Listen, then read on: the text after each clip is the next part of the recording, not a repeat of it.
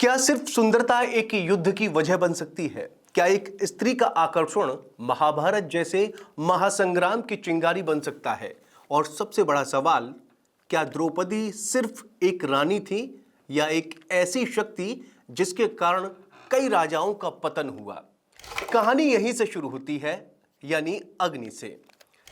कहा जाता है कि द्रौपदी का जन्म अग्निकुंड से हुआ था और शायद यही वजह थी कि उनके अंदर सिर्फ सौंदर्य नहीं, अग्नि जैसा तेज भी था।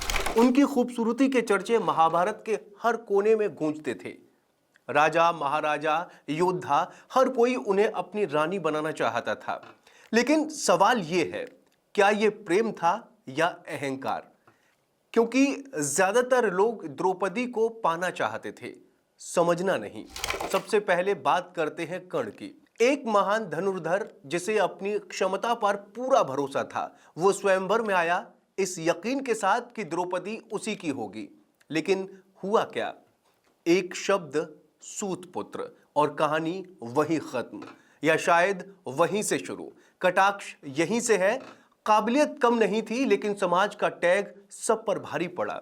अब बात करते हैं दुर्योधन की। हस्तिनापुर का युवराज, ताकत, सत्ता, अहंकार सब कुछ था, लेकिन द्रौपदी ने उन्हें नजरअंदाज कर दिया। क्या टूटा, दिल या घमंड?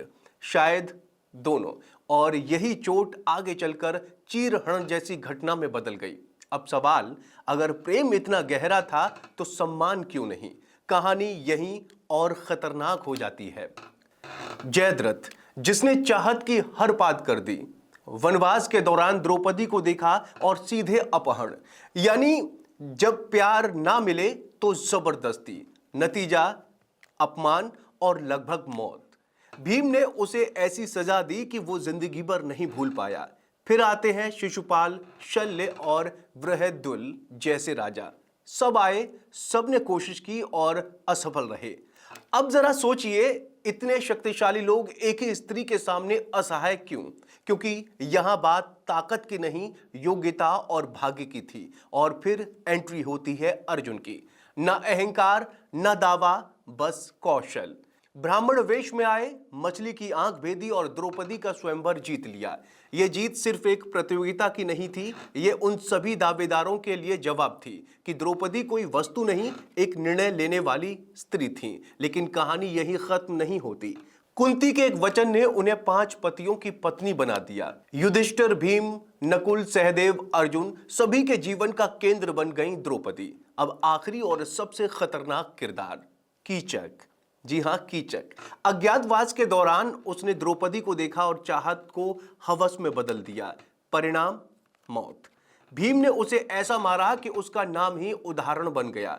तो अब सवाल एक और उठता है, क्या द्रौपदी की सुंदरता उनका वरदान थी या अभिशाप? क्योंकि जिसने उन्हें चाहा वो या तो टूट गया या खत्म हो गया। और यही महाभारत का सबसे बड़ा कटाक्ष है। यहां युद्ध सिर्फ जमीन या सत्ता के लिए नहीं था, कभी कभी एक स्त्री के सम्मान के लिए भी था।